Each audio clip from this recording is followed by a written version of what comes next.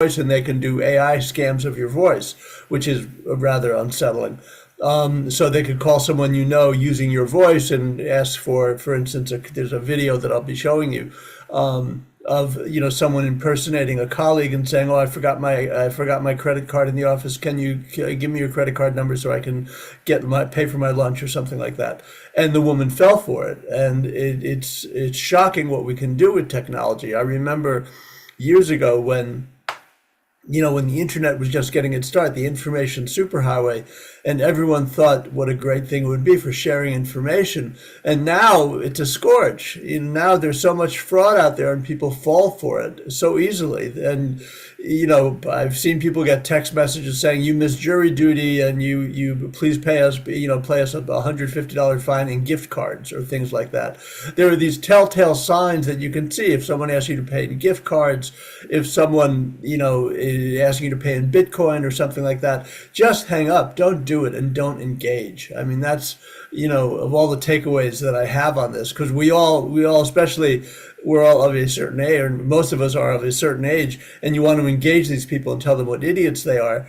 But it's not worth it, and the longer you stay on the phone and talk to them, the more information you're inadvertently giving them. So it's just disengage, hang up, and just if someone really needs to leave you, and if you get a voice message, or if your phone rings and you don't recognize the caller, let it go into voicemail.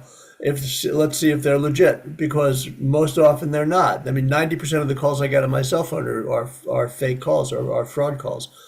So with that, I'd like to go into my presentation. I have I just have to make sure, there we are.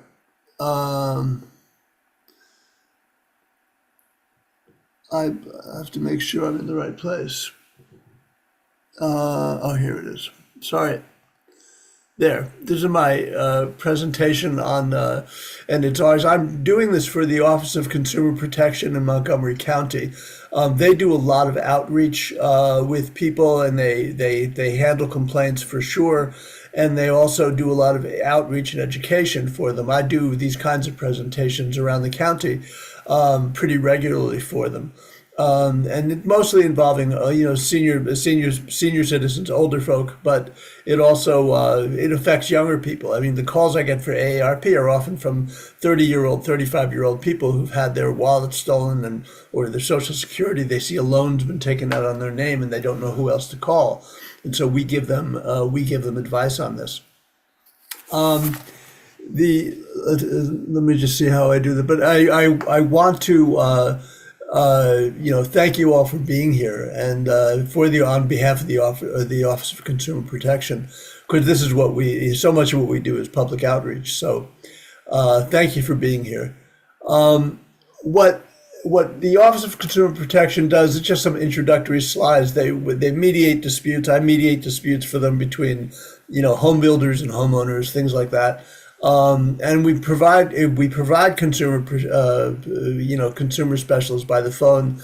You can email us in person. And this would go for, I understand not everyone here is from Montgomery County, but in whatever county you're in, there is going to be an Office of Consumer Protection. I suspect they all have parallel programs.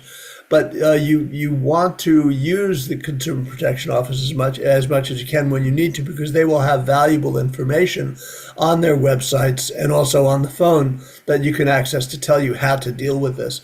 While I'm talking about resources, the AARP, they have a section of their website on fraud.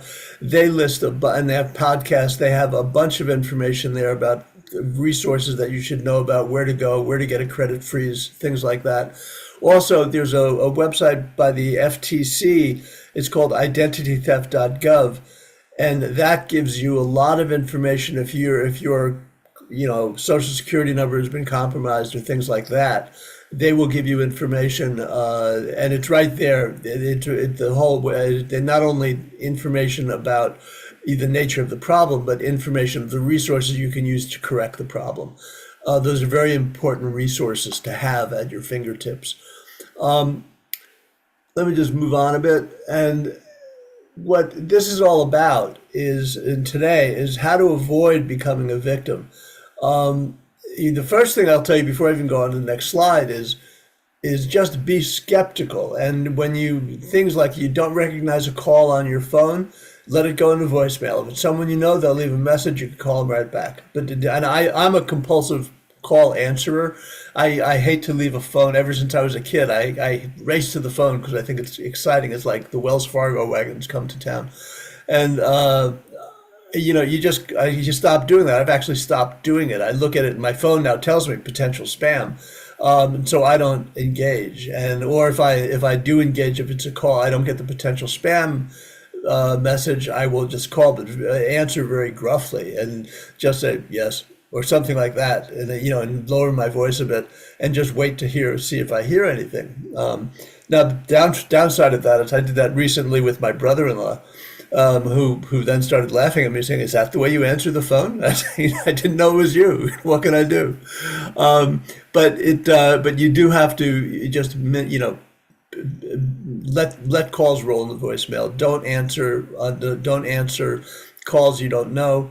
And then also when it comes to emails, like in texts, like the one Jonathan just mentioned, it's fraud. They're fraud. You can just guarantee that they're fraud. The first question, how did they get my cell number? Because often you might have given it to them, of course, but even so, I mean, there are just these categorizable frauds that are out there. There's Easy Pass, there's text from Medicare, there's text from your bank, fraud alerts. I spoke to a woman in New York not long ago who was a head of an association, very bright woman in her 60s, a very accomplished woman, and she got a call in the middle of the day saying, this is Bank of America, your credit card's been compromised. Please give us access to your account so we can fix the problem. And she did, and suddenly she watched $40,000 evaporate from her checking account. So, and then she realized, oh my God, I was so stupid. What do I need to do? And she called AARP and we talked to her. But it was a very, what these people try to do is throw you off balance. And, even on your computer, and I'm digressing quite a bit from this presentation, but even on your computer, I had a call yesterday, and this has happened to me, where suddenly there'll be your computer will start blinking and alarming and saying, call this number for you've been infected by ransomware or something like that. Never, just the first thing you do is shut your computer down. Don't call the number, because you call the number, it's a fraudulent number. You start giving information, and soon your accounts start getting drained. And it happens just because they've thrown you off balance. So those are my few introductory remarks on this.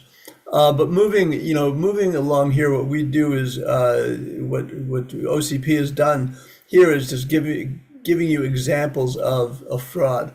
And this is impersonator scams. And I'll just play this for you quickly. A teacher was what I always wanted to be.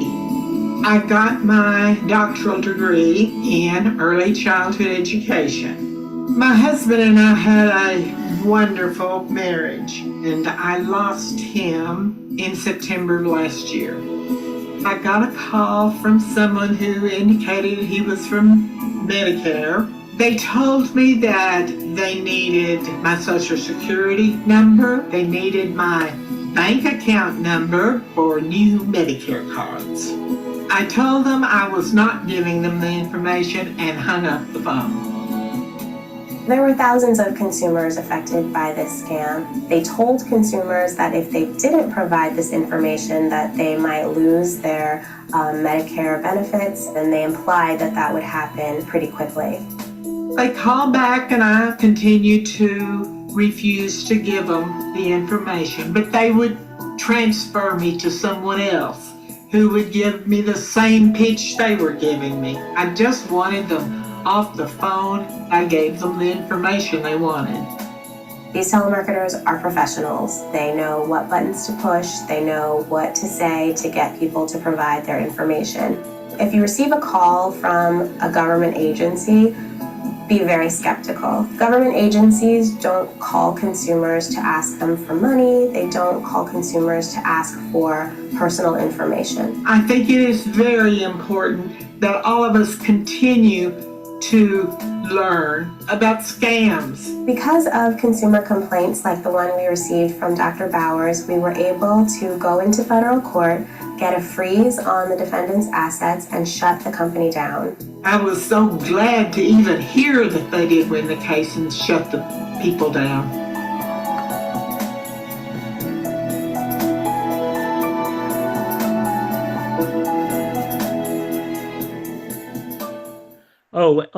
Lou, I wanted to actually also let you know that one thing that's been great about the Office of Consumer Protection in Montgomery County is I often send them things that I encounter if it's something that I haven't seen before. And this is how they actually get their library of stuff, from people who send them things. Yeah, yeah, no, absolutely, absolutely. I mean, it's we're very much reliant on what people give us. Certainly there's a lot of information out there, by FTC and other groups, but the things we get from people are what gives us our database. So yes, thank you for that. One thing, at the end of this video, I've seen this a bunch, but one thing they said, well, they were able to shut them down. I guarantee you 90% of the time, these calls are from overseas, and it's just simply very hard to reach the people who are doing this. They're often not, they're not the guy next door. They can be, but more often than not, it's from someone out in, you read about these scammer farms essentially in Myanmar and places like that, where they basically have, kidnapped Chinese engineers, effectively put them in little compounds and say you can't get out until you earn us X amount of money, and they keep them there doing these calls. It happens in China and Asia. They do the calls here, a lot of them from, Nigeria, from South Asia, particularly, from India. You get these calls, and people will. I got a call yesterday. Hi, I'm calling from tech support, and you have a problem on your computer. I know it's not true. I hang up, but I must get five calls like that a week. And just keep in mind, a lot of these calls are from overseas, so you're often, if you get scammed, I get calls saying, how can I get my money back? And often you can't, and I try not to encourage people into thinking that there's some way, that you're going to be able to get somebody and put them in jail. That's the only comment I have about that clip, but it's important. The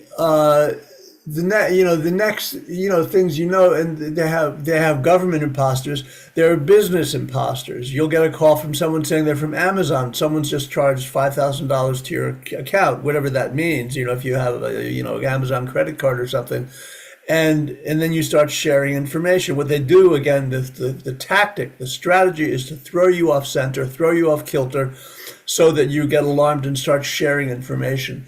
If ever someone calls you and they say you're from Amazon or from your credit card company, hang up, call the number on the back of your credit card company, and on the back of your credit card. And that's the only number you should be using, and call them and talk to them directly at your own call that you initiate yourself, because all these calls are fraudulent, emails, anything like that. You have to go right to the source, and don't Google what's the number for Microsoft and Google that, because 9 times out of 10 you're going to come up with a fraudulent number that's going to direct you to people who are looking to defraud you. So you have to be very careful, and that's a very constant tactic. If you look at the way the details differ, but the tactic is throw the person off center. And for older people, especially I spoke to a woman. Is a romance scam, but a woman who was probably 75 years old, and her husband had died maybe a year before, and she got online and she met somebody online, and she thought she was in love, and then she started sending messages. But they picked to someone who is emotionally vulnerable, and then they call it fattening the pig. They spend about 5 months wooing her and saying flattering things about her, and then they say, "Oh, I'm stuck in Madagascar and can't get off. I need some money to get it for a plane ticket." And then they start sending money off. And often the pattern for those kinds of scams online is that they say, I work on an oil rig in the Mediterranean or something, or in the Norwegian Sea. One guy said, I'm military. I'm down in Antarctica and I can't get off. My wife just divorced me, or some bad thing happened, and I can't get off. Can you send me some money? And they only make the ask after maybe 3 or 4 months of grooming whoever it is they're talking to.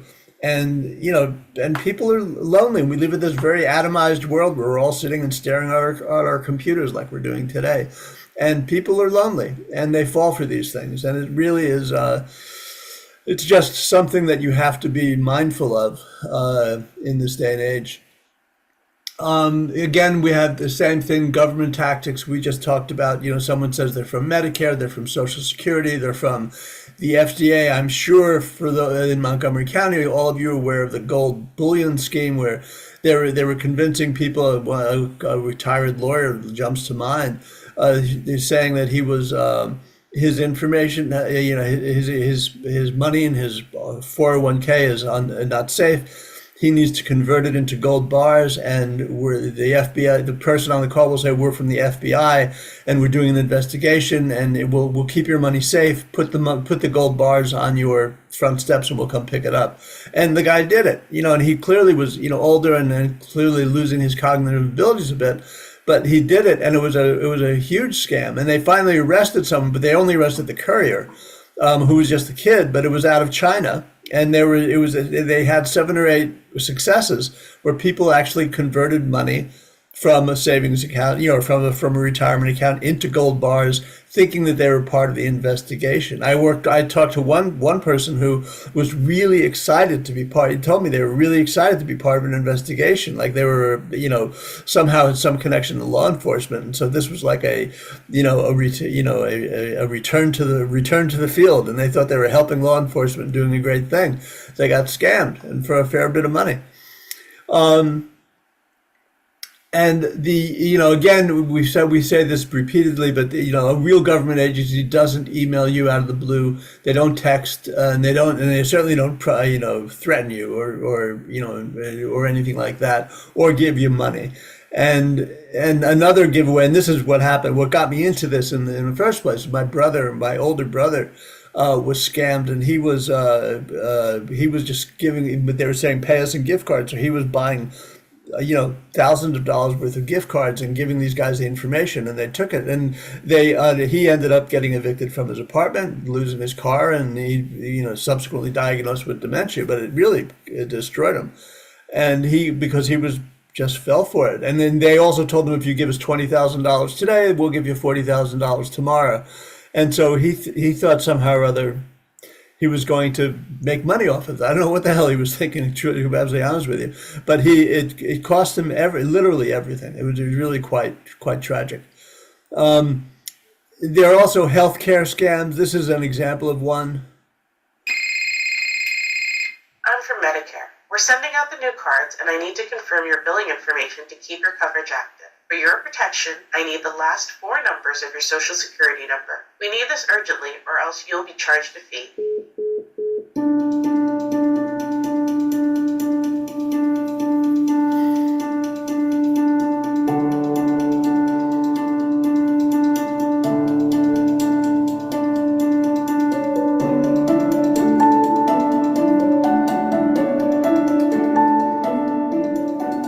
Scammers call people pretending to be Medicare representatives.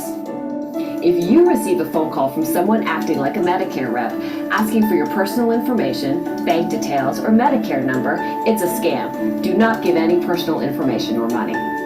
If someone calls you offering free equipment or services in exchange for your Medicare information, do not accept and hang up. Don't worry about being rude or embarrassed. They're not going to give you free equipment. They just want your information for identity theft. If you get a phone call informing you of new policies or updates about Medicare, do not engage. Instead, initiate the call to Medicare. Then you can make sure that you're calling the correct number to talk to Medicare directly and report it to them. Medicare scams can happen to anyone, but if you tell the people around you, you might just keep it from happening to them. Whatever the scenario, remember 2 things: hang up and report the call.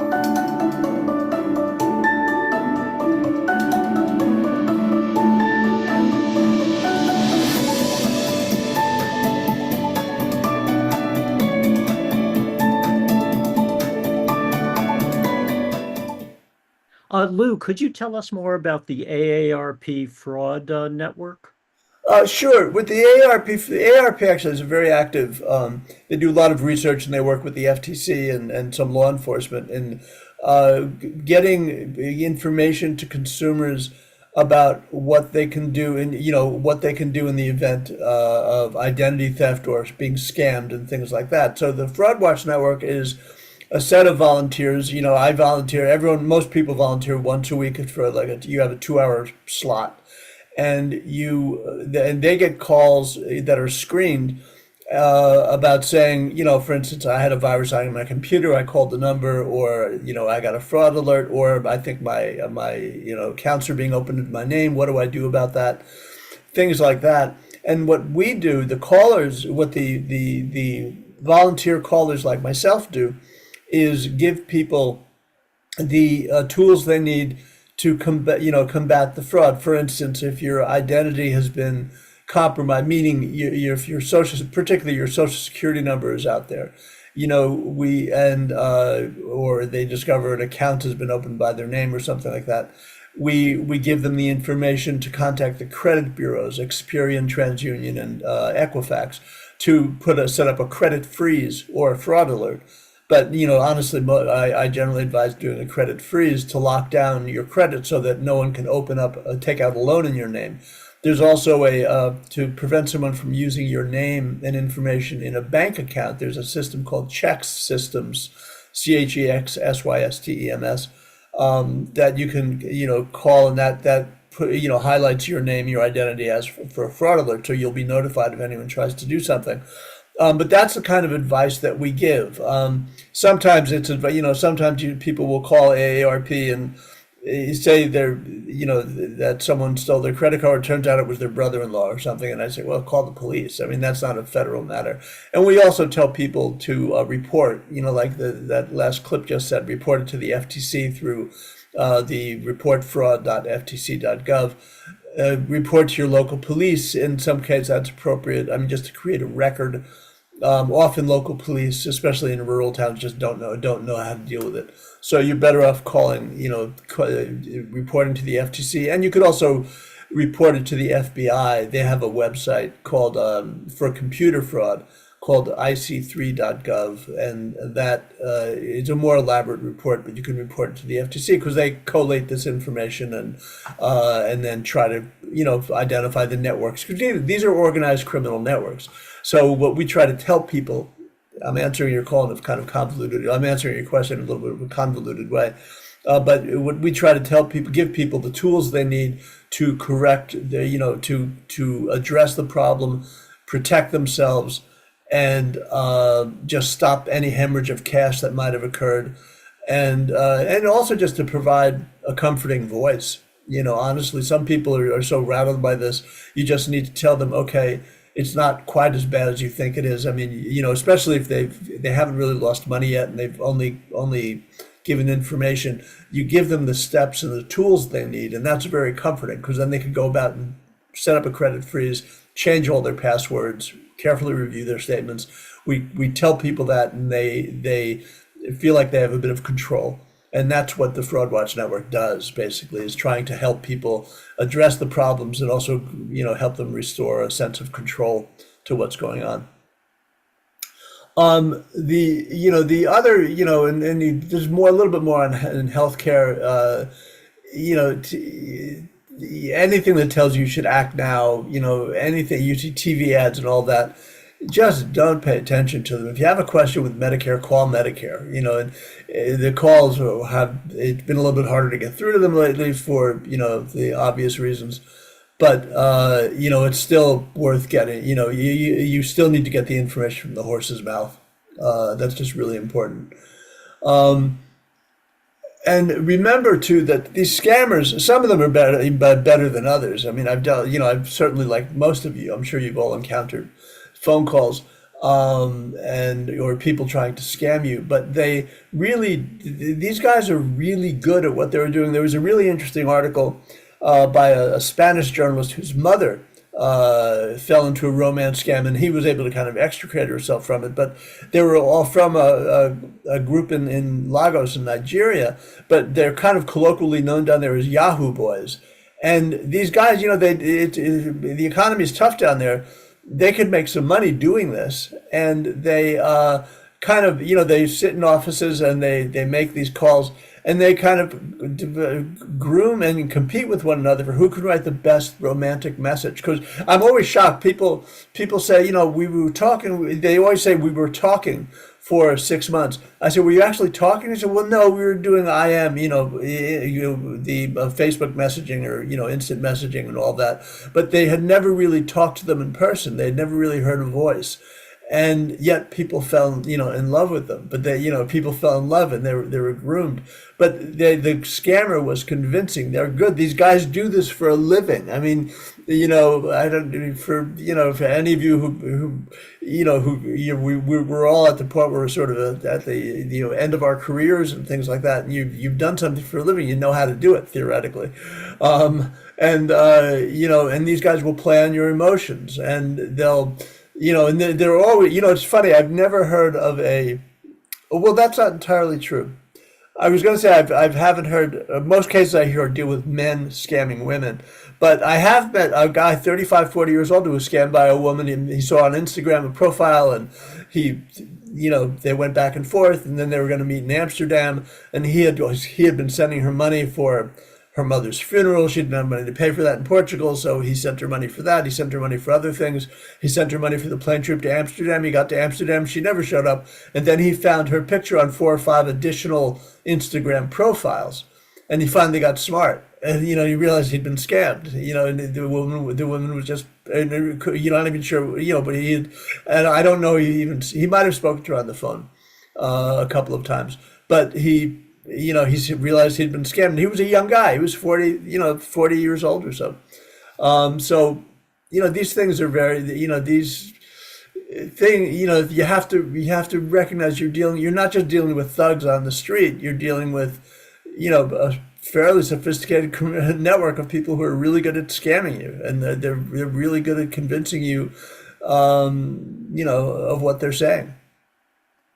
These are grandparent scams. I don't know if you've ever gotten one of these, but they're very, you get a call and someone says, hello, grandpa. And, I got one. My grandson was 2 years old and I got one. And, it was a few years ago. And, hello, grandpa, I'm in jail. And I'm saying, no, you're really not. You're only 2 years, and you're not my grandson. I actually started talking to the guy, saying, why are you doing this? And, he clearly was an American guy. And he was doing this, and he got sort of flustered with me and hung up. But I kind of wanted to engage him on why he was doing this, which I really shouldn't have done. And I also made the mistake of, I got a call from someone with a South Asian accent, a woman who was telling me there's a virus on my computer, and I was so annoyed because I was busy with something else, and I just said to her, "Does your mother know what you do?" This is not advisable behavior, by the way. I kind of lost myself, but her first comment, "What does my mother have to do with this?" I said, "Your daughter is doing fraud," and I hung up the phone. But she was quite annoyed with me for that. But I generally don't engage them, and but these grandparent scams are legion, and people fall for them. There was just this movie Thelma. I don't know how many of you, if you've seen that, but it was about a woman who was scammed, who then figures out who scammed her and goes get the money back. It's a bit with Richard Roundtree, and the woman was like a 96-year-old actress who did her own stunts. But it was just exactly this, a grandparent scam where she falls for it and then goes on a revenge mission. But let me play this for you. Granddad, it's me. An accident in Mexico. I'm in jail. Jimmy, is that you? Yeah, it's Jimmy. I need money for bail right now. In jail? You need to send money right now. Please don't tell anyone. Scammers are tricky and can pretend to be anybody in any situation. They seem like the real deal. They play on your fears. The goal? To get you to act fast. Check out if they really are who they say they are, even if they sound like a loved one. Heard from an imposter? Report it at ftc.gov/imposters.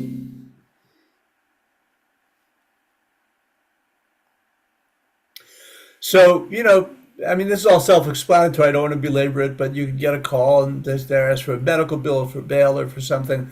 Just call if someone says they're your grandchild, and call. Just hang up and call the grandchild directly, or call the kid's parents. Call your son or daughter, and find out what's going on, because it's just these kind of problems are endemic. These calls are all over the place. They come from all over the place, and there are many of them. I suspect I don't have a poll. I want to ask how many people. I don't have a polling tool here, but I'd love to see how many people have received those kinds of calls. It's really pretty fascinating if you have. Yeah, if you can, I'm seeing hands go up, but people, you get them. I mean, they're there.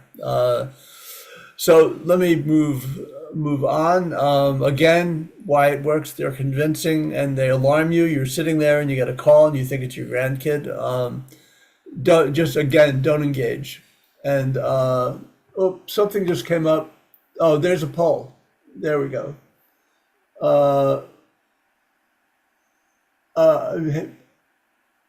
Let's see. Oh, Jonathan, you could take that down. That poll. The poll that I can't quite get at it.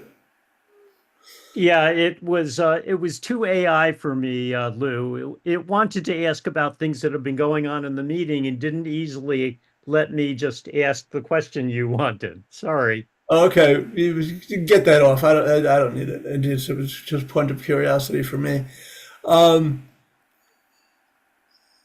And so and then again, I mentioned these romance scams. What I found, the ones I've heard of most frequently are people who are following, say, your favorite actor, performer. One woman from Texas was that I talked to was following a Latin American artist on Facebook, and she sent him a message or something, and she got a message back and said, I'll talk to you personally. And then she was talking to this guy on a personal email, and she ended up giving away.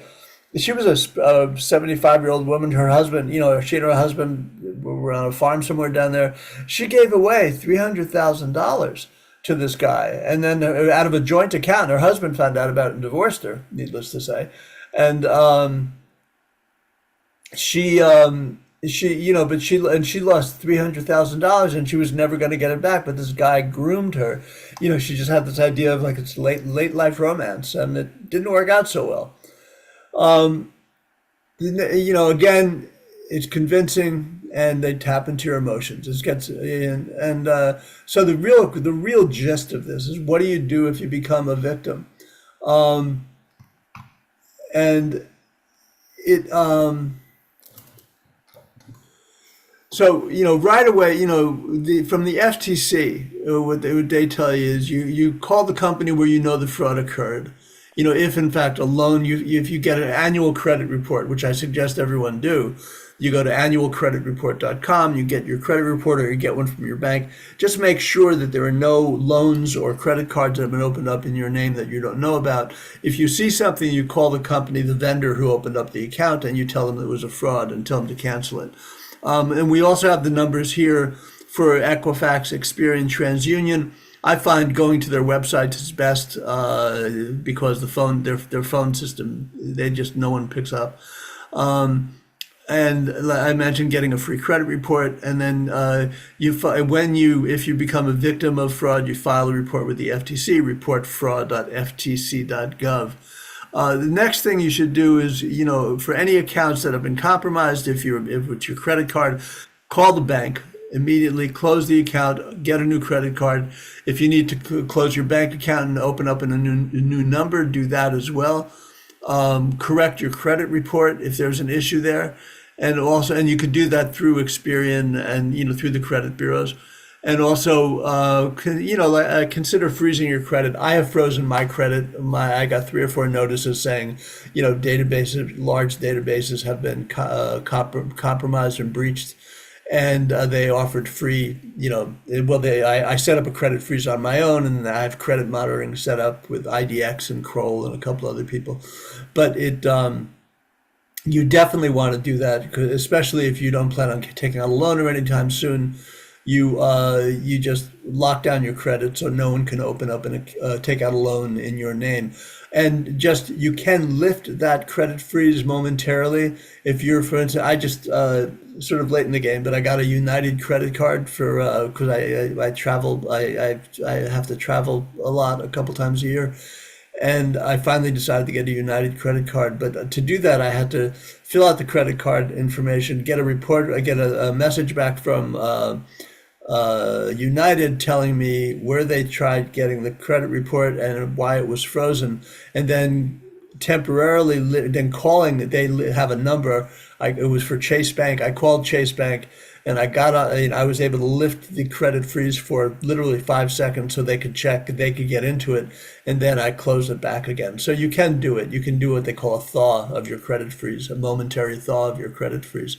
But it's Oh, something. Lou, Yeah. Lou, may if I can just add to the story, and Gabe then has a question. This happened to us when we got an EV, and the best thing you can do is once you have the freeze on all the main credit accounts, if you're trying to get credit, like for a car or a new credit card, ask them which service they use and suspend the freeze only in that account for several days or as long Right. as it will take the vendor. Right. And then by putting in the a temporary suspension, it will automatically go back. Right, and that's what I'm saying. We did Chase Bank told us which credit bureau they used. I was able to lift just that one, and I was honestly able to do it. There's a toggle on lift, thaw credit freeze. You toggle that, and your credit freeze is lifted, and then you toggle back, and it's back on. So it's really just minutes. I mean, it was actually I had more control of it than I thought I would, because I was afraid it would be open for 24 hours. So yeah, no, you're exactly right. And usually the I know Chase said they wouldn't tell me who they were going to use, but they kind of do it randomly, I think. And they go back and forth between different bureaus, so they had to kind of initiate the credit report search, and then they learned which credit bureau was contacted, and then they let you know which credit bureau was contacted. I suspect your car would probably have worked the same way, although, but I don't know altogether. Gabe had a question. Go ahead, Gabe. Yeah, thank you. Two comments. One is that since there are three credit bureaus and you can get an annual report from each one, the suggestion is get one every 4 months. I have rotating lists on my calendars so that I'll get Equifax, and then 4 months later I'll get TransUnion, then 4 months later I'll get the other one. And so that way, instead of getting all three at the same time, I spread them around the year, and so I'm more likely to find out something quicker if anything has shown up on the reports that are bogus. The other comment is that if you actually have identity theft, if you have a breach of any sort, you can put an extended fraud alert on your credit reports, which lasts for 7 years. Mm-hmm. And so that's just another red flag. If someone is trying to do anything regarding your credit, you have it frozen, but you can also have an extended fraud alert. And that means that anyone granting you credit has to jump through some more hoops to verify that it's actually you wanting to do that. And so if someone is trying to do things fraudulently, it makes it a lot harder for them. Yeah, and they have to. What I understand with the fraud alert is then whoever the vendor is, they have to contact you and Yes. confirm it's actually you. So Yes. yeah, that's all a really good idea. I really like the idea of rotating your credit reports. I do a credit report once a year, and but you can only get each credit bureau will only give you one credit report per year. So it really makes sense to rotate it, every 4 months. So you have kind of a running record of what's there. That's a really And good. my other comment is that you can get the credit reports in a couple of different ways. One is you can go to the website and you can look at the report online, and you can download it, you can print it, or there's a phone number that you can call, and you identify yourself, you answer a bunch of questions, and then they send you a nice printed copy of your credit report. And I tend to do that just because I like having it printed. They print it fancier than I will print it if I download it. And I like having the credit reports as a history so I can track them from one report to another. My wife generally just goes online, looks at the credit report, doesn't print it, doesn't download it. And so lots of different ways to do it, the website, but also a toll-free number.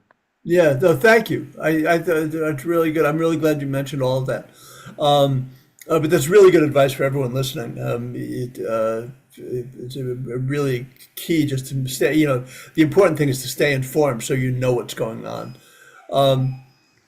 Let's see, moving forward, and then there's additional, this is just, the things to do right away in terms of, going with the things I just mentioned, and then how to fix it, taking care of your credit cards, taking care of your credit report if you can.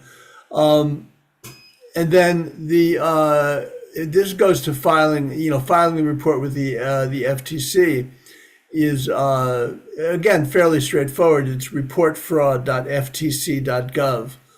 And what you do, by doing that, you're not only protecting yourself, but you're helping them build a database so they can go after, and not just the FTC. They share it with law enforcement, with the FBI. The FBI has a very active fraud unit, and they're always going after people. You'll recall just recently they actually found someone abroad, and they brought him back to the States. He had been involved in some kind of sexploitation thing with a kid. Who I don't know exactly what the kid, apparently he induced the kid to induced this 15-year-old kid to send naked pictures of himself to this guy, and then the guy threatened to disclose them and show his parents, and the kid killed himself, and then they were able to track it down and brought the kid back and are prosecuting him for murder. There's also another resource here is the Identity Theft Resource Center, which are you could see the slide here, but they're a nonprofit, but they help you protect your identity. If you have any questions, I would, and they give you advice, and they do it at no cost. So I would, if you have questions about it, they're a good resource. Their number is right there, 888-400-5530. And again, lots of resources for you to look at.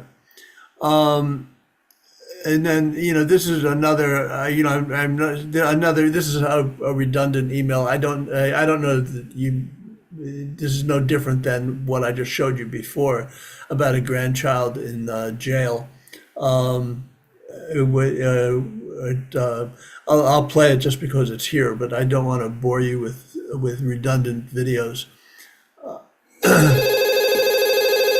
Your granddaughter has been incarcerated in a foreign jail. She has provided your number as a family representative to pay her bail. The only form of payment we accept is gift cards. I understand.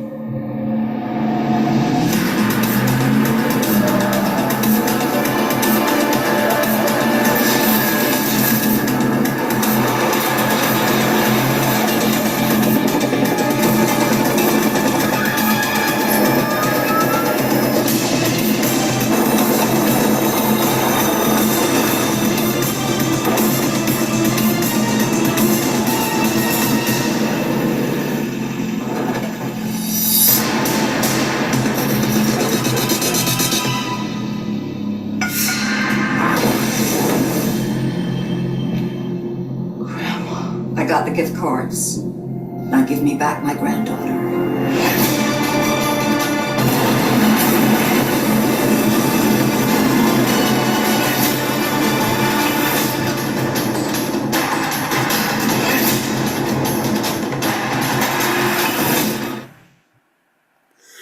That's entertaining, if nothing else.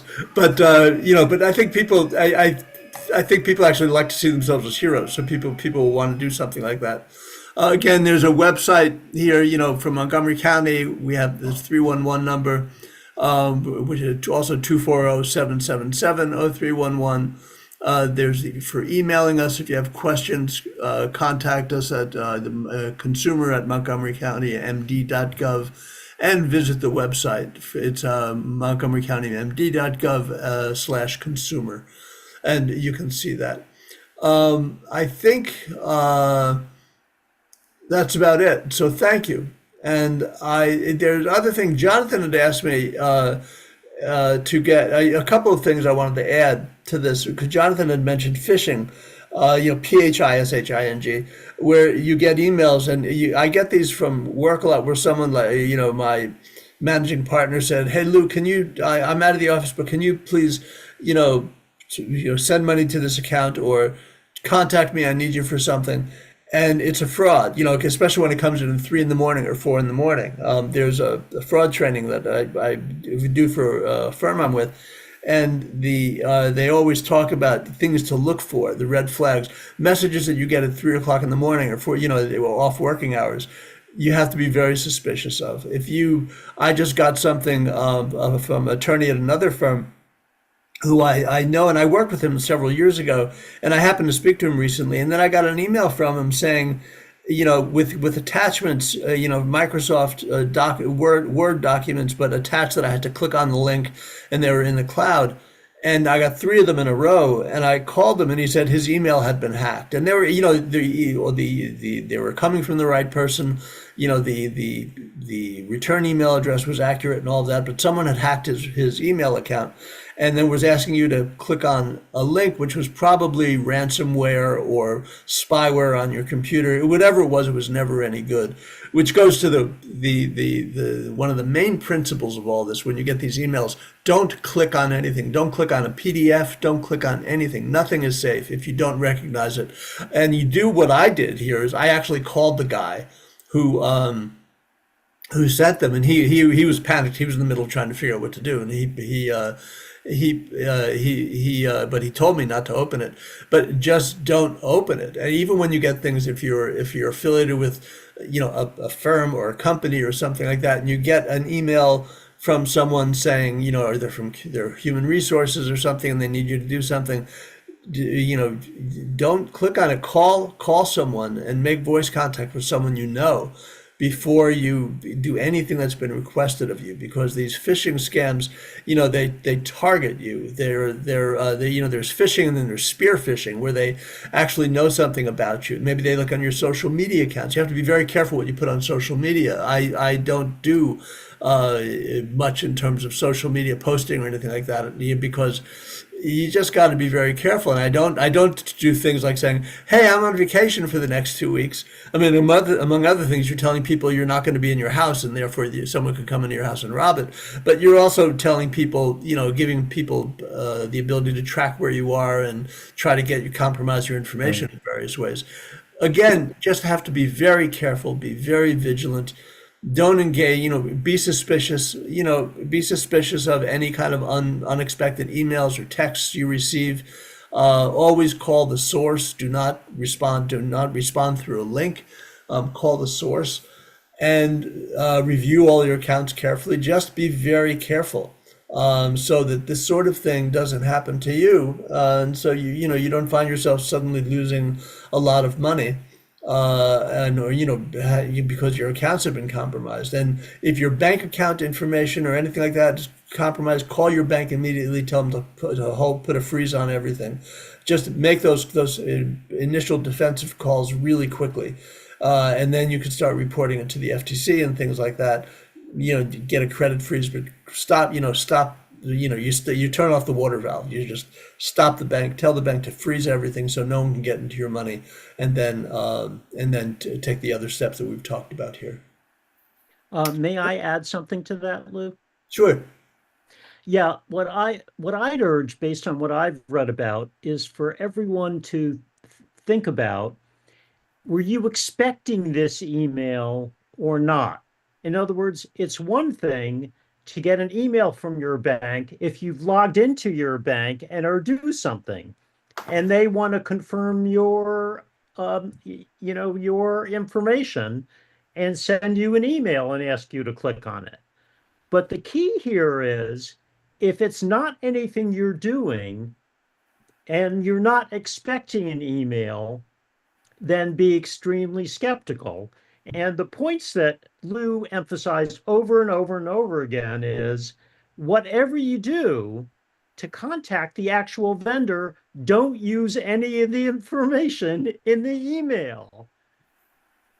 That's exactly it. I mean, don't use any don't use the links that they provide or anything like that because they're very good at that first video I showed you, and I've talked to people. I've talked to people who've had that exact experience where when they talk to one person and they switch them to somebody else. They say, for instance, we're from Amazon. We'll put you to somebody through the at the FTC, and so you think you're talking to someone in government who and they do everything they can to make it appear as legitimate as you can. And people fall for it. And it's but people are a little panicked, so they want to they want to protect what they have. So yeah, you have to be very careful. And again, with emails, Jonathan said, if they're expected, is always a good thing. Of people that's always it's contacts that you have. If it's something that looks strange, be careful and don't open it. Call the person, but be very, very skeptical. I have a comment. One thing I literally, as you were talking, got a text saying, "Oh, your Amazon order has been delayed because we can't find your correct address. Please click this link." Right, right. And so they'll go after the Amazon, your Netflix, whatever you happen. They know you're active on whatever service, and they'll try and bait you in.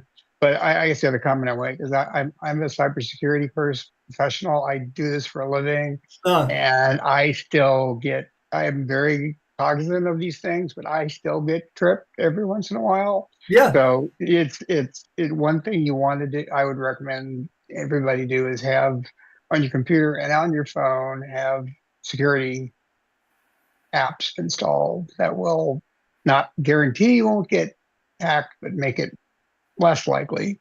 But just if anything even is a little bit off, don't respond to it.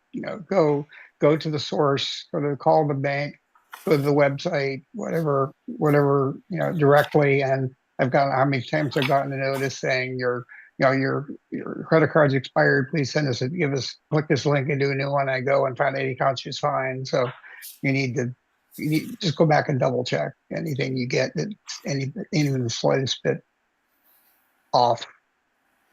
Thank you. Thanks, Mark. I think George Hogaman is next. Go ahead, George. Yeah, hi. Thanks for a great presentation there, Louis. I am fearful that we're going to see a wave of scams with the coming tariffs. That Amazon address scheme that we just heard. I mean, I will confess, I don't know how we're going to administer the tariffs. Say you order something from overseas, it arrives someplace, and somebody's got to contact you, whether it's presumably the post office or perhaps UPS or the delivery company, but somebody's going to have to contact the buyer to pay the tariff.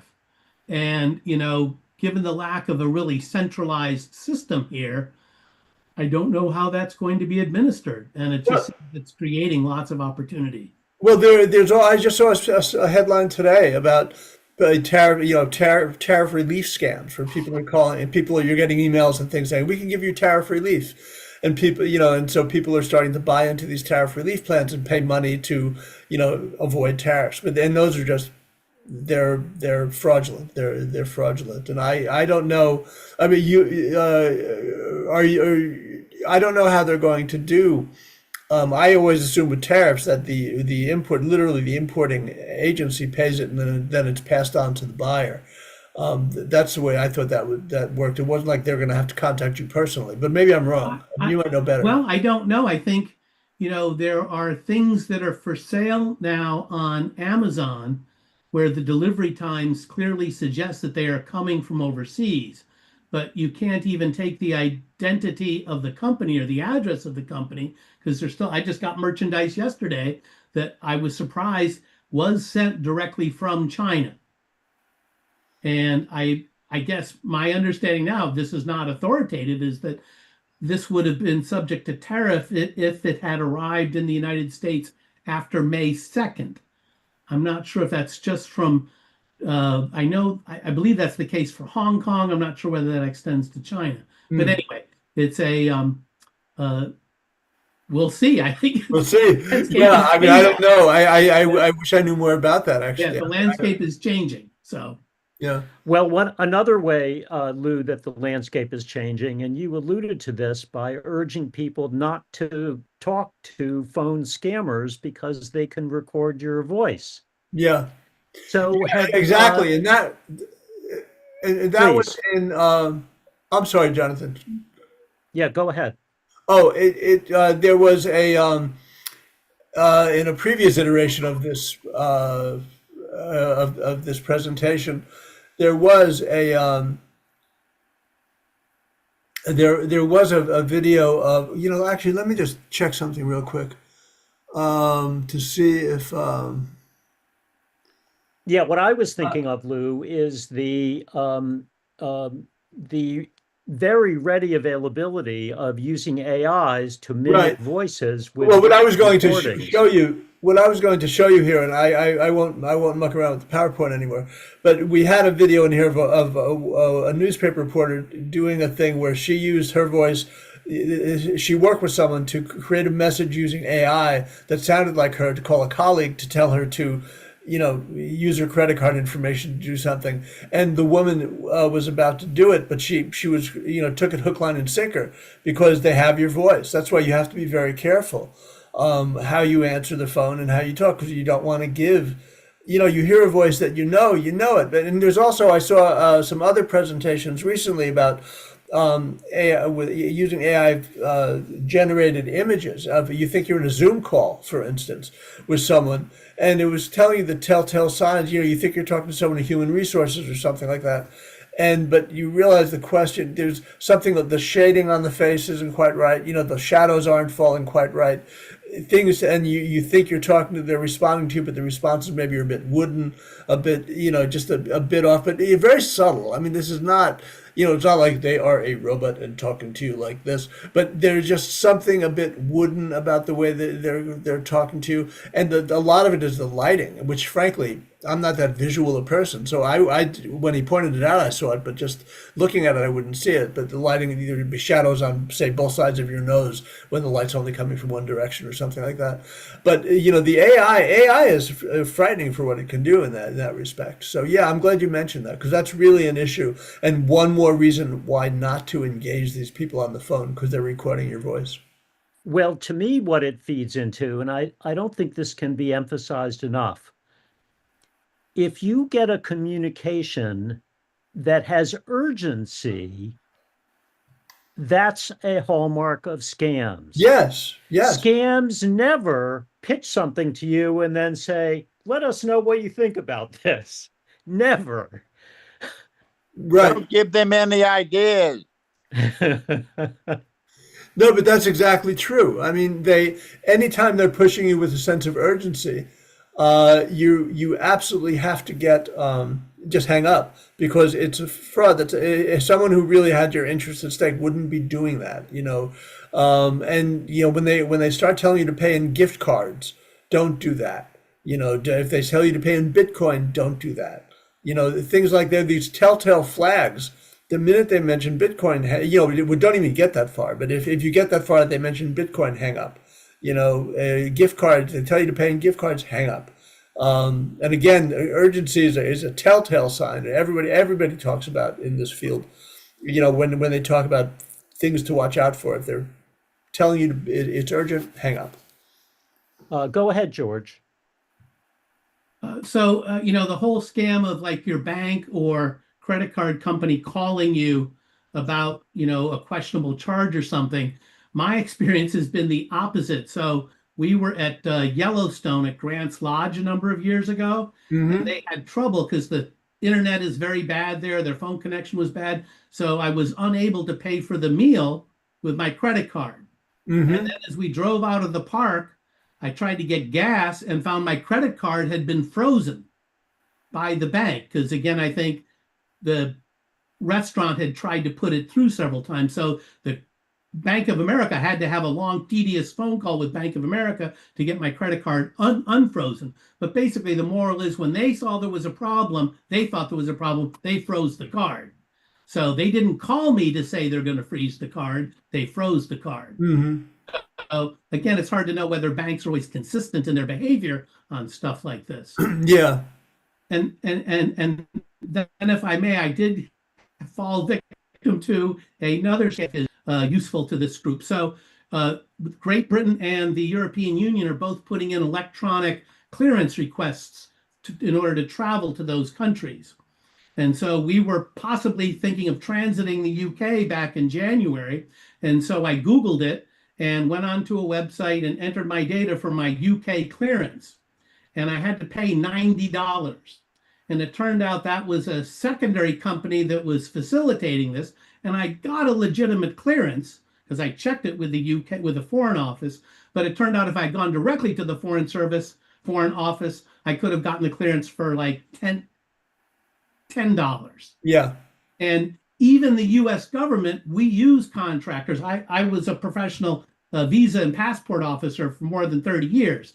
And we use a website in India, ustraveldocs.com, to process visa applications. You know, we used a contractor. And so that's what I thought was going on with this UK thing. It's not a fraudulent company because my data was used to get a clearance, but still they charge me much more than I really Yeah. had. But that happened when you try to renew your passport. You know, there's a parallel site that sort of sets it up where you go directly to the passport office, but it's a letter away in the URL from the U.S. government passport. I don't know who they are, but I just renewed my passport. I did it properly, but initially I was getting onto the wrong site, and then when I got off, I kept getting messages back saying you haven't finished your process yet. And I was like, forget it. And I got my passport in 5 weeks. So it was great.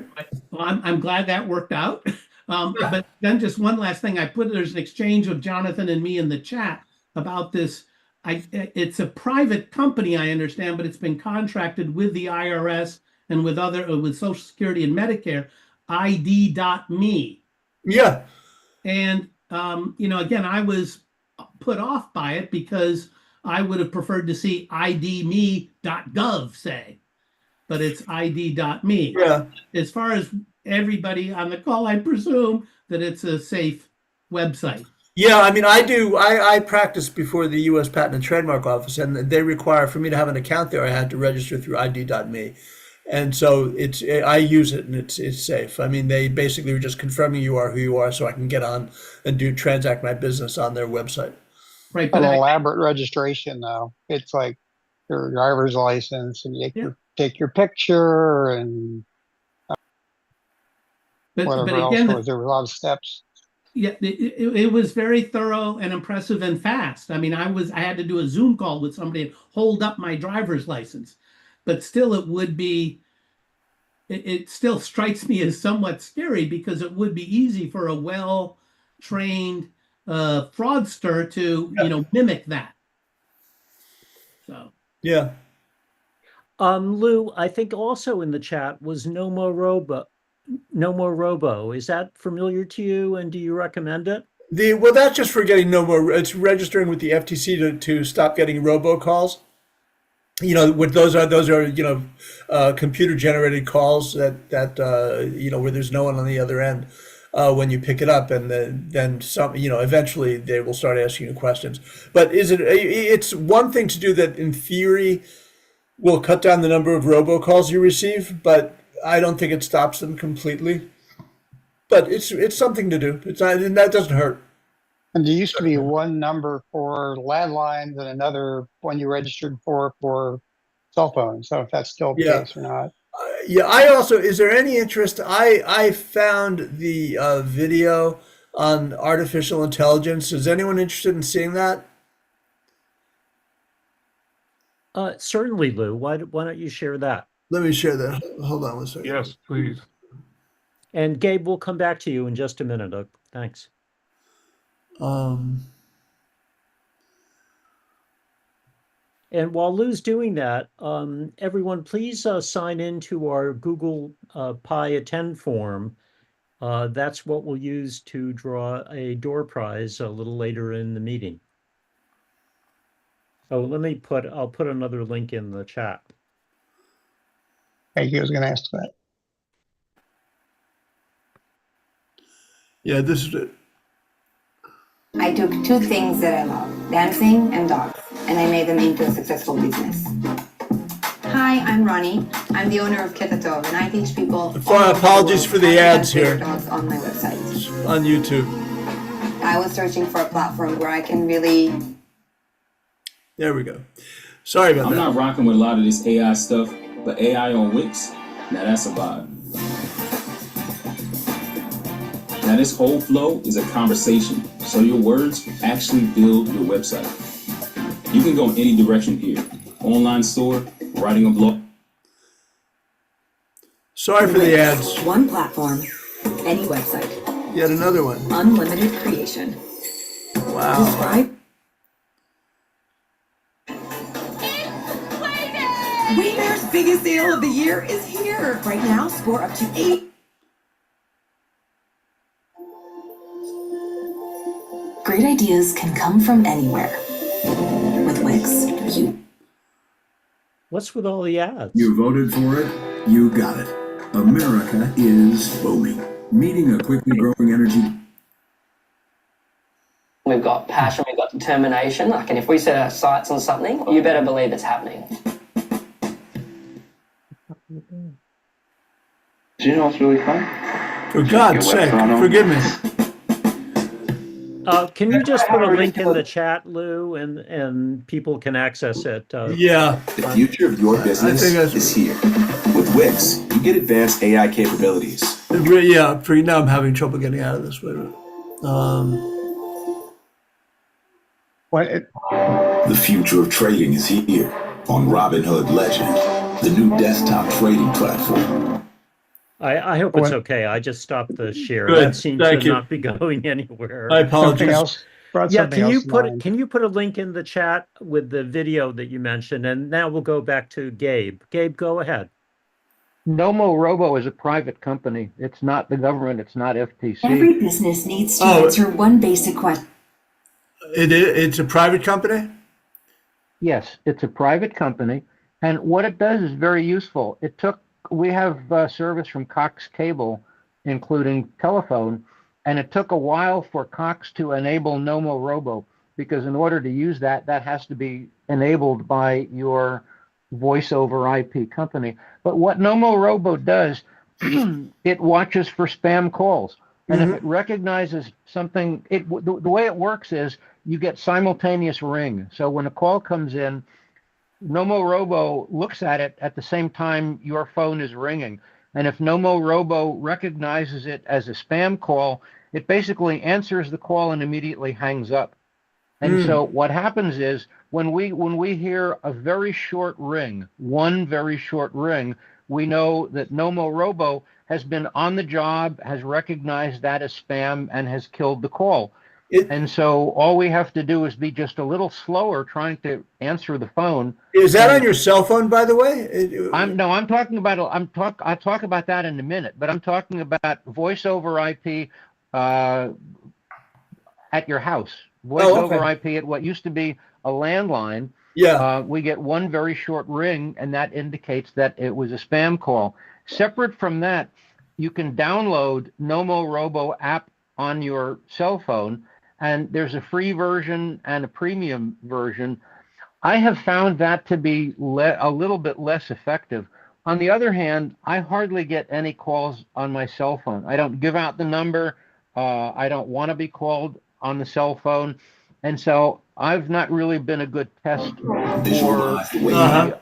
the Nomo Robo app. There are also other apps very similar that claim to intercept and weed out spam calls on your cell phone, but I get so few calls on the cell phone that it's not really a good test. But it definitely works on either a Verizon home line or a Cox home line. Nomo Robo is extremely effective. Mm-hmm. Oh, that's good. I thank you, because I was thinking the FTC, stop robocalls website. But yeah, no, I didn't know about that. So thank you. Yeah, my experience, Gabe, has been that the Nomorobo on the iPhone has actually worked pretty well for me. I used to get a lot of spam calls, and Nomorobo patrolling it has actually let the actual calls that I want to get come through. And one more point about cell phones. One piece of advice that I sometimes see is set your cell phone to direct all unknown callers to voicemail. So if someone is in your contacts list, you'll get the call. If they're not in your contacts list, it will go to voicemail. There's a disadvantage to that, which is that you may be getting a call from your car dealer that your car is ready, or you may get a call from a doctor about something. If the car dealer is not in your contacts list, if your doctor is not in your contacts list, a call that you very much might want to get may go to voicemail. So be careful using that option because it may send calls that you really want to get to voicemail. I had it turned on for a while and spent a lot longer waiting at a coffee shop for my car dealer to call me because the call from the car dealer that the car was ready had gone to voicemail. So one other issue, Lou, that I wonder if you'd heard anything about, which is spoofing phone numbers has gotten so easy, and that makes a lot of mischief because caller ID can pretty much just be completely spoofed. Now, are the phone companies going to do something about this, Lou? It's interesting you asked that because I actually talked to someone on one of the Senate committees dealing with this a couple of years ago about it. And was apparently legislation passed where they were requiring telephone companies to more carefully monitor, where these kinds of calls were coming from. But I think there's my understanding, which may be a bit dated at this point, was that the telephone companies were pushing back on additional government relations on requiring them to monitor calls and see where they're from. But on the other hand, they are required when they're notified of calls generating from a number, robocalls or spam calls, to take it down. I know they do that. I mean, I know there's some effort to block these things. But I remember years ago. When there was MCI and all these people, but getting if my MCI credit card was being used for calls out of Barbados or something, I would get a call and they would immediately cancel my card and let me know what was going on. But they had all by way of saying they had a way of monitoring it, and it always struck me that the telephone companies, they make money from each call that's made, and just someone's paying an access fee to for that line, so they ought to be able to monitor it, and they ought to be held accountable when their system is being used for nefarious purposes. I mean, for fraud calls and things like that. But I haven't heard anything about that. Maybe someone else on the panel knows more. I think there's some really knowledgeable people here, but I'm not aware of anything currently that's going on with that. Van, go ahead. I don't know if this is related or how directly it's related, and others have probably seen this as well. Like Gabe, I have a voice over IP quote landline quote, and when we get calls over the last 2 years or so, more and more the phone number is preceded by the letter V in square brackets, and this is Comcast. And so the number that appears on the caller ID will be square bracket V, capital V, close square bracket, then the phone number. And that is supposed to stand for verified. I don't know, that didn't used to appear, but over the last couple of years, that's appeared. And I don't know that I don't know how well it works or how perfect it is. It probably isn't perfect, but I don't think I've ever picked up a call that had the V on it where it wasn't legitimate. So that has worked well. And a lot of times I won't recognize the phone number because people are working from home, they're from the doctor's office, as Gabe said. You never know who's calling you, or somebody's using, a different number that you would never know and you could never put in your contacts. But in this particular case, when I'm home, I have found that V to encourage me to pick up the call, and I've never had it be fraudulent. So it's been worked very well for me in that direction. That's interesting. That was only on your VoIP, on your voice over internet. Right. It's on, voice over internet with, in my case, Comcast, but it may work with, others may be doing the same thing. We have, yes, Verizon. We have Verizon voice over IP over their Go ahead, Bruce. fiber optic system.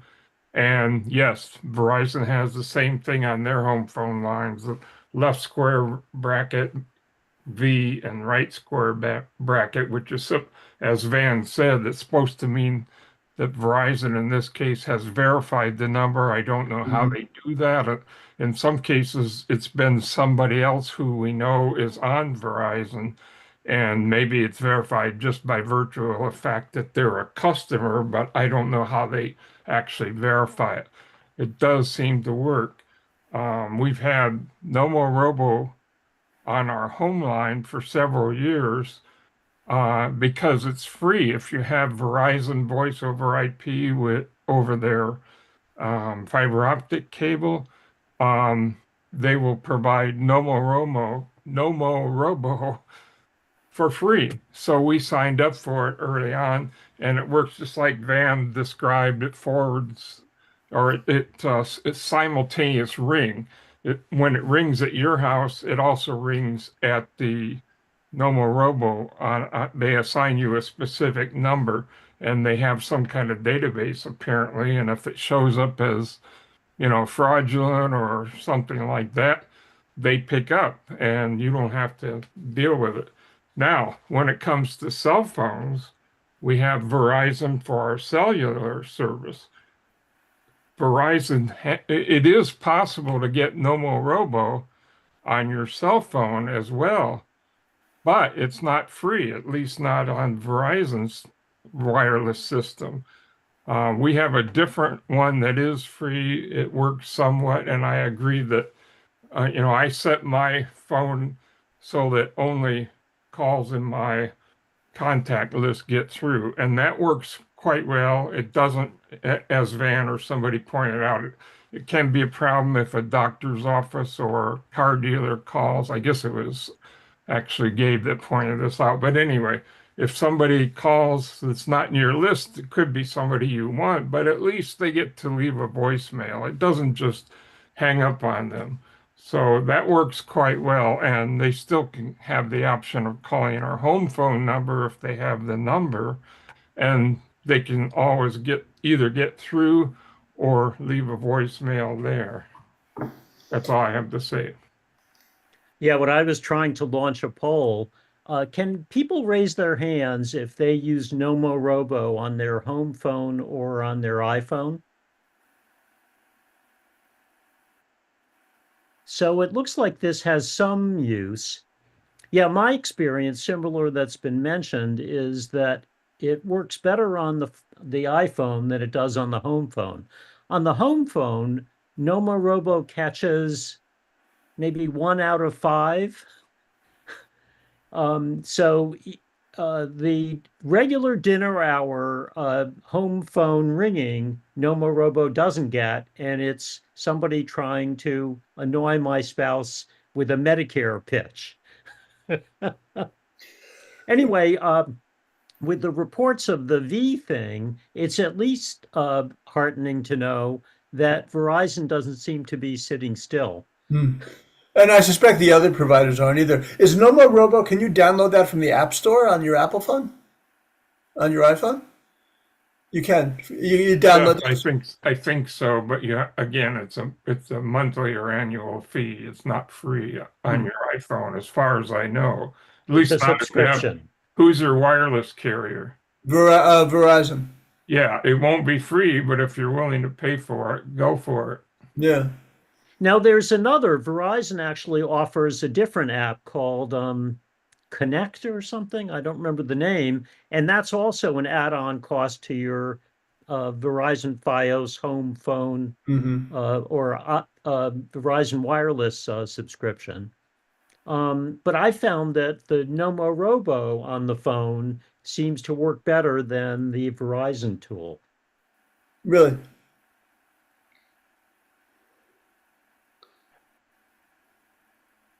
Oh my. Well, while Pi members are thinking if they have any other questions, let me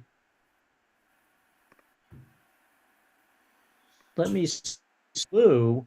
Uh, Lou, we much appreciate your presentation today. And offline, if you are willing to send me your snail mail address, we will send you a handsome pie mug in appreciation for your talk today. Okay. Swag. I didn't know I was going to get swag.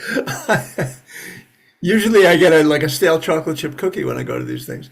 So this is gonna last longer. This is great. Okay. Thank you. I'll send you my email. I'll send you my You're, address. you're very welcome. Jonathan, to interrupt. Sorry to interrupt, Jonathan. Is that one of the new ones? I mean, that photo was an old photo, but Yeah, one of the new ones. Oh, so thanks for the reminder, Van. Maybe I'll have to update my pie mug photo. Diane Marcus, go ahead. A couple weeks ago, several people told me my Facebook account had been hacked. And I don't understand how a Facebook account gets hacked, but one person was getting strange emails from me. And so I was told to change my password. So I went to facebook.com and managed to sign into my account. And I tried to change my password and I would hit go and it wouldn't accept it. So how does Facebook get hacked? And what should you do if your Facebook account has been hacked and friends are getting strange things from you? Well, I don't know the mechanics of how they're hacked, but I know they're hacked. People will find a way in, to your account. Your password gets compromised. It's why it's important to change passwords frequently. If you couldn't, Facebook does have. If you go on their website, you say Facebook report fraud, and they have links for you, links for you to use to report to them what happened and get help from them. I know that there may be others. There may be other mechanisms as well, but I know that that's the one I've seen used before. Where you just go onto the facebook.com and then go into report fraud, and just follow what they say and report the information. Because I can tell you from experience, you can't reach them by telephone. There's no telephone there's a phone number you can get which just tells you to go to their website. But the website, there is a mechanism for doing this sort of thing, I believe. Does anyone else have any other experience with that? Let's see if we can find a link to Van. Go ahead. I have limited experience with this, and I don't spend any time on Facebook to speak of. But a friend of mine that I help with some tech issues, she does. And several times this situation has occurred with her, and people have said, "Oh, have you been hacked?" and so forth. What it appeared to be, and again, others have better info than I do, what it appeared to be wasn't so much that her account was hacked, is that another account with the same name had been established. And so her account was still okay, but there was another one. And if you go in and try to search Facebook looking for her name, you would find, in one case, I found her account and two others with the same name. And so that's what it was. Her account was still okay. Her password was fine, but the account was established in her name.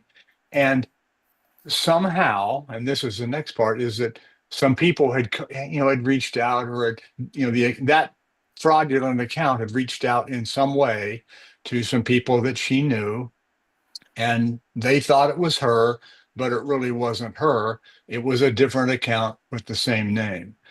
One of the things that we were able to do there, and I don't know that it did that it did anything, but you can click on an account and then you can report that, as Lou said, you can report that specific account to Facebook as an account that you think is fraudulent. Yeah. Now, they're not going to take your word for it just because you did that, but at least if things start to mount, that might get somebody's attention. Yeah, I just also posted a link from Facebook. It said recover your hacked account, and I posted the link that they gave for that, so it's there in the chat. Thanks, Lou. Sam Knutson, go ahead. Yeah, so very much what Van said. He nailed it. Bingo. 99% of the time when I see someone post my Facebook has been hacked, it has not been hacked. It is absolutely that is impersonation. And you can report that account and your friends can report that account. If they report it, like if you see someone who you are already friends with, your account is friends with their true account. Someone sends you a friend request and it appears to be from them, you can report that as impersonating, and the little dialogue will let you identify who it's impersonating, and then there's an automated process, and Facebook's actually pretty good at this.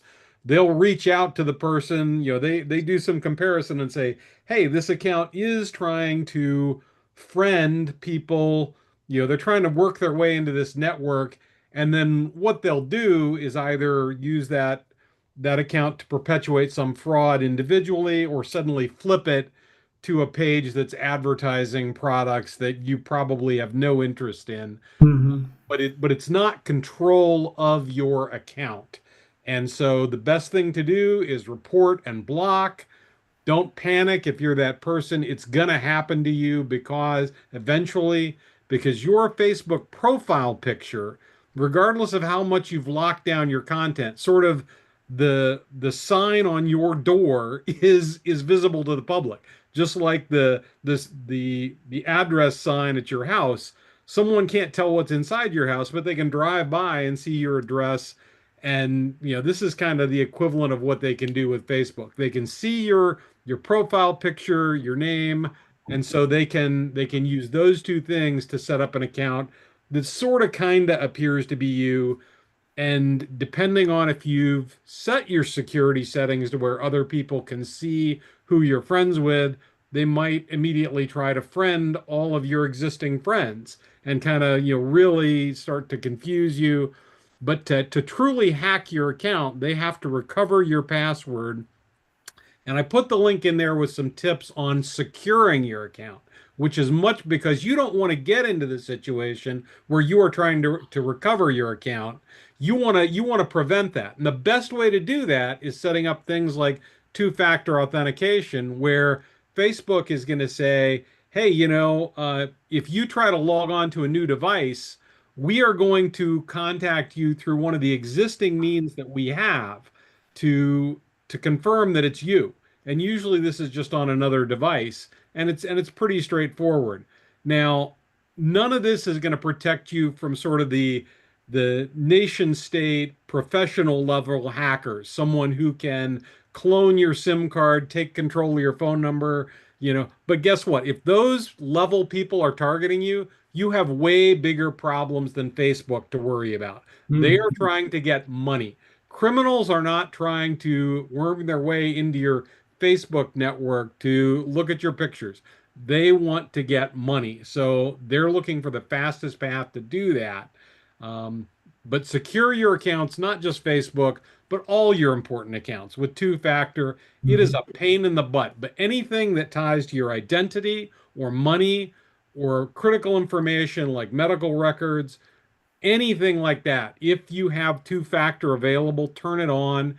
And there's articles you may have seen that said, oh, cell phones are not the best two-factor. Well, that's great. If you are someone who thinks you are truly at risk from high profile, high technology attacks, great. Use an authenticator app. Go all the way. But for 99% of us, just flipping on two-factor, which you can do very easily, and using your cell number, or, as that means, is going to be 100% more secure than you were before you turn that on. So there's a lot of ways to do this, but don't freak out if somebody impersonates you on Instagram, Facebook, Twitter. It can't hurt you. It can annoy you, but it can't really hurt you. Sam, thanks so much for those words. Quick interruption. Happy to announce that Ann Diamond is the winner of this month's Pi Door Prize. So, Ann, would you like a $25 Apple gift card or an AirTag as the door prize from this meeting today? Well, thank you, Jonathan. I will take the gift card, the $25 gift card. Thank you. Okay, so we'll be sending that to your email, Ann, and congratulations. Thank you. I apologize for not raising my hand because I don't see a hand anywhere. Well, Mark, go ahead. No, it's okay. I said, where is the hand on the Zoom app? It's not showing up anywhere. It's the raise hand on the Zoom bar. Are you on an iPad or on a laptop? Laptop. Yeah, so the bottom bar in Zoom has a raise hand in it. The newest version anyway does. It doesn't have it on the app. It is on the app. You may have to look in the React icon, and the raise hand may be in there rather than on the toolbar.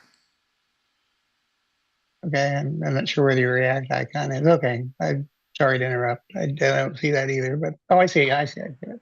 Got it. Thank you. Yeah, go ahead, Mark. No, okay, that's fine. I just didn't know where to click so I didn't interrupt again. Sorry. Go ahead, proceed. I didn't have any other comment.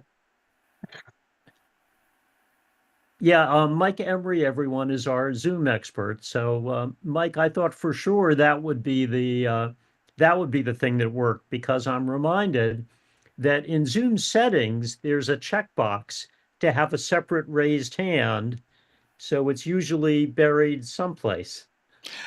Yeah, I can never find it looking for it directly. I have to search for it, and there it comes up. So, yeah, but otherwise it is there in the settings somewhere. Oh, it is I found it in the React also. Yeah.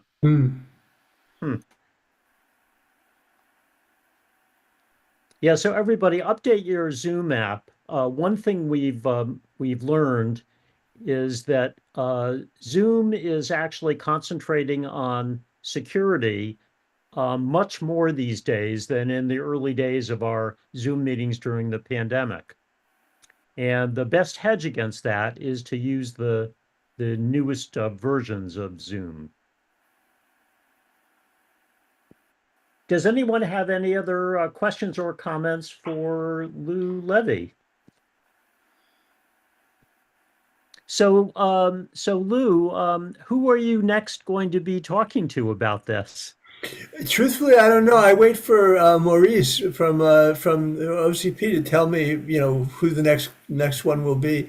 So it's usually about once a month or so, and so and I usually, honestly, this is the first Zoom one I've done, and most of the time I go to Hillendale Community Center or some community center and talk to maybe 25 or 30 people. Sure, but tell us about your law firm. Is it in DC somewhere downtown? My law firm is with we're in essentially in the paper offices in DC, but we're actually in Maryland, and we're an intellectual property firm. We do trademarks and we do some patent work, but I'm a trademark copyright guy. So dealing with enforcement, prosecution, just obtaining the rights, counseling, things like that. And I do some other related contracting and licensing things and negotiations and things like that. But so I do that with a colleague of mine who I started off my original firm with years ago, and then it's keeps us off the streets. I'm sure that I'm ratcheting down now for sure, but we have it's a decent practice, decent people to work with, and and we have a nice array of clients and who do it. I mean, you thought there's fraud in our world. There's in trademarks are an issue because so many people sell counterfeit goods, fraudulent goods. You think you're buying that Louis Vuitton bag, and it's actually made in China somewhere. Boy, that's big business too. It's huge business, and so we get involved in that. Domain name fraud things like someone setting up a website and selling goods. I have a client now. You were talking about China before, but where they were and goods being imported into the United States. So we had I have a client whose products, and they're it's not there's not automobiles. This is soaps for kids' baths, but they have a whole line of products that have sold very well, and they're finding their product packaging and everything's being copied in China and then sent to the U.S. sort of counterfeit goods, and so they're actively trying to stop that. So that's and stop that and join them and seize any money gained from that. That's the kind of thing that I get involved in, and it's been a fun area of law to be involved in. Well, and I was happy to hear about the AARB, the fraud effort that an organization like that is trying to leverage their resources to help people, because it's swimming all around us, and it's only going to get worse. Well, AARP also has a very active program in each state, but they work with state legislators, and they're doing it in Maryland. I know they do it in Colorado, and pretty much everywhere else to try to get stronger legislation on the books to combat fraud and to penalize anyone who deals with elder fraud. Tries to defraud older people. So AARP, I'm a volunteer for AARP. I'm not part of the organization other than that, but they really are very active in working to defend, to protect older people, give older people the ability to protect themselves. And they try to do that not just through things like the Fraud Watch Network, but through they're always in state houses lobbying like crazy. I mean, they're very active, very smart people.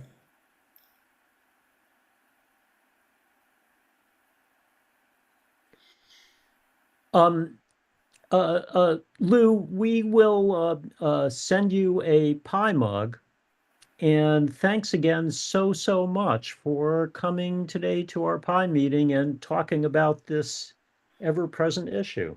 My pleasure. Thank you all so much. And I really enjoyed it. I enjoyed meeting you all. So I hope if I can do, if ever you need anything else, please don't hesitate to contact me or contact OCP. And, we'll help you out however we can. Actually, Lou, if any of our pie members get enmeshed and really need legal help, I'll keep your credential if that's okay. Thank you. Sure. No, I appreciate that. Okay. Are we good? Okay, I'll see you all. Thank you so much. Bye-bye.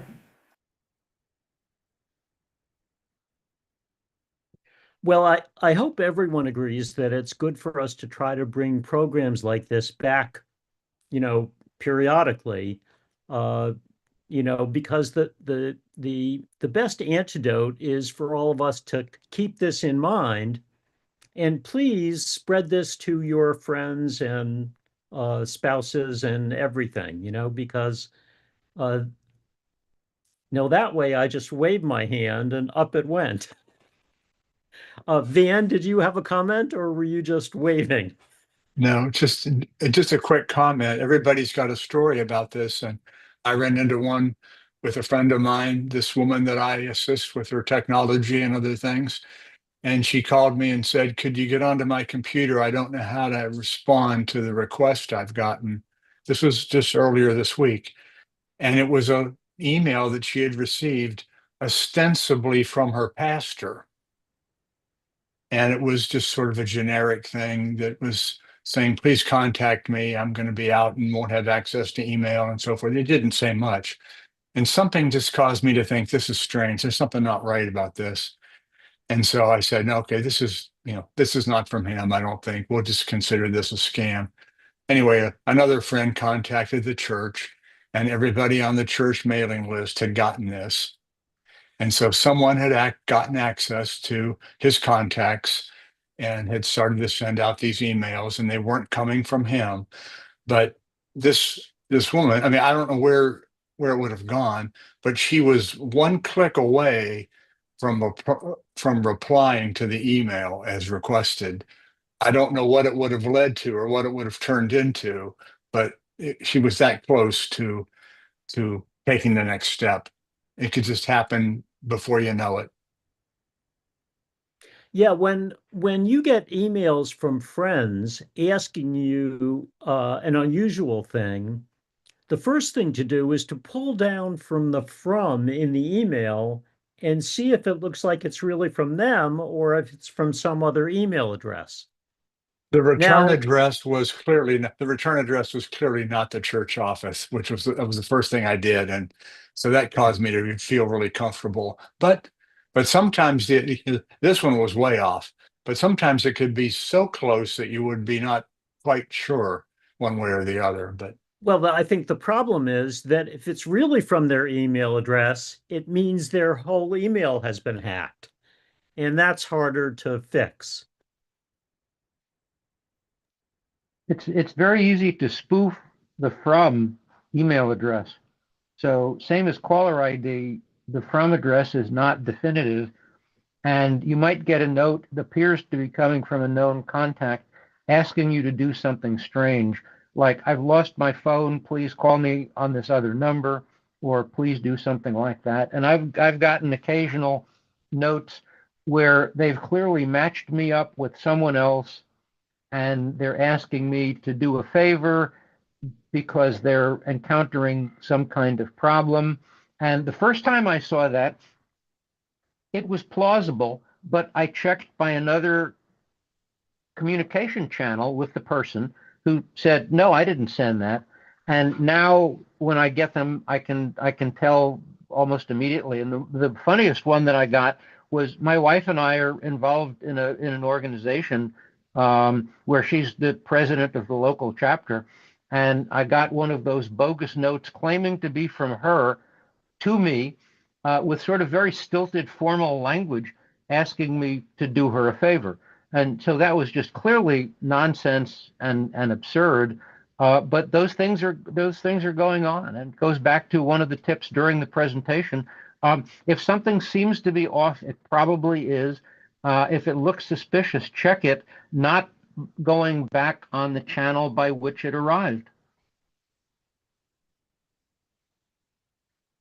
Yeah, please spread this to all your friends and family. It's so important. Thanks, Gabe.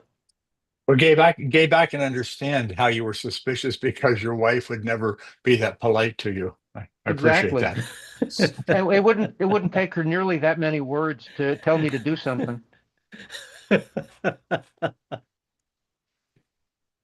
And one thing we'll want to try to keep on top of is how much this blossoms with the AI generated voices and how much of an issue that is.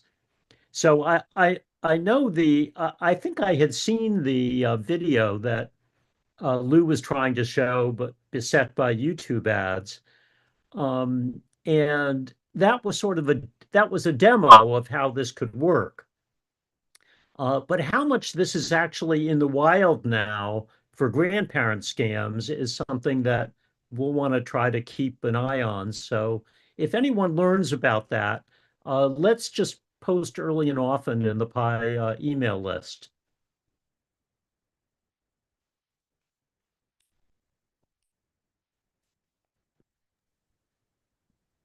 Folks, we can go on to other issues now, or since it is a nice day in between the raindrops, we could move on to that.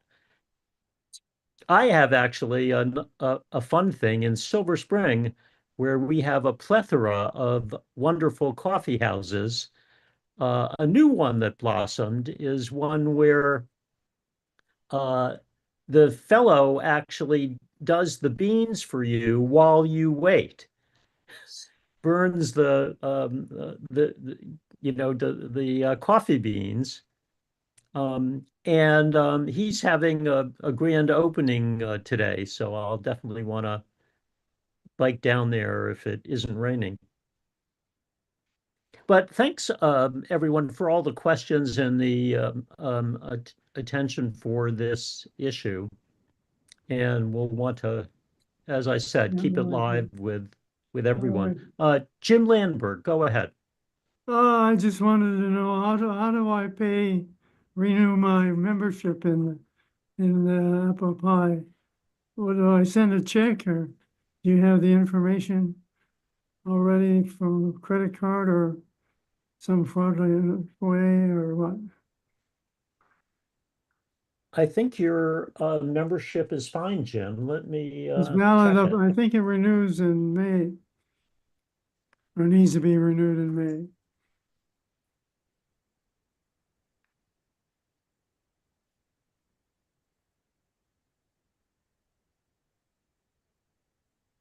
Jonathan will be able to provide you with a definitive answer on that. While he's looking, Ken, one of the other distinctions, not that you should look that hard for the distinctions between the various meetings, but one of them is there's a door prize only at this meeting. Okay. Let me ask Jim, were you a member of Washington Apple Pie before you transitioned in from RMUG? No, Well, maybe then your membership's good for the year. quite a few years ago. Yeah, but you transferred in from the MUG, from our NCA MUG. He was, I Jim's did, been but on the pie. Oh, he has, okay. Yeah. in So the I can early clarify days something there. of Pie, I was a member for a while. Then I went overseas, or I don't know what I did. Anyway, just I need to have my membership renewed. So, Jim, you should hold on a second. It looks like you have rebilling turned on, Jim. Okay. Using well, I don't want to mention even the last four digits of the Right, yeah. So it looks like I have the record for of the previous membership. Well, Jim, let me text you after the meeting, and I'll be sure that the credit card that we have is your current one. Okay. And if it is, it looks like this is just going to rebill, and you should get you'll get an email about that in the normal course. That's perfect. I'm not going to worry about it anymore. Okay, I was thanks, worried Jim. about it. Diana, go ahead. Okay, Jim. This is a question about the use of external drives. In the course of setting up my new iMac, I have been examining a collection of external hard drives that I've been using over the years for one thing and another. And I found that only one of them is currently formatted with APFS. The other ones are all in the older Mac OS Extended Journal setup. I want to use one of them as a backup time machine drive for the new iMac. And it looks like the one that's already got APFS is a likely choice. But I was wondering if anybody else, because I looked up some information on the Apple support website, and it talks about the fact that the newer machines would prefer to have an APFS drive as the time machine backup. But it also says if you have a drive that already has the other file system on it with a time machine backup, that you can set up a new partition, I guess you would call it, that uses APFS if there's enough space on the disk. And I was wondering if anybody else has any experience with doing that and having a dual setup some files still in the old system and another new section that uses APFS. Did anybody ever do that before? Well, Van, why don't you start? Go ahead. Well, let me just stall here for a second while Aaron comes in with the right answer. It's my role in life, tap dance. I don't have any experience doing that, Diana. Do you want, question, do you want to preserve the time machine backup on the old external that's not in APFS? Well, I'm not sure about that, but I also have some other files that I copied onto the disk, or several of the disks that I don't want to give up if I don't have to.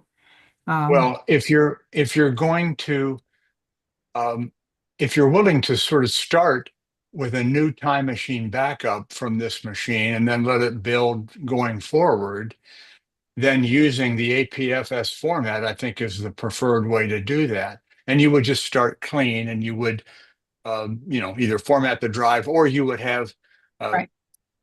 Tell the machine that you wanted to use it as an as a time machine backup, and time machine would take care of all of that for you. Yeah, well, I And they would- understand it- that, that would probably be the ideal way to do it, is just reformat the whole thing. But I was curious as to whether anybody else has tried using, a drive that has some files still in the old setup and another portion of the space set up with APFS. Does it work? Are there any problems? I think technically it should work technically. I'm loath to add additional non-time machine files to a time machine drive. Well, I've already done that in the older system. It's just use the extra space on it because it's a 2 terabyte drive, and the I don't know if I made a mistake, but I kept the new machine at less than a terabyte hard drive because I figured, okay, we've got all this Dropbox, iCloud, other external disks. Maybe I don't need to spend the extra money for a bigger hard drive. I'll put it into the memory instead. So, there's plenty of room on at least the one APFS hard drive to make it the time machine. But I just wanted to know if anybody has any experience using one of the mixed setups.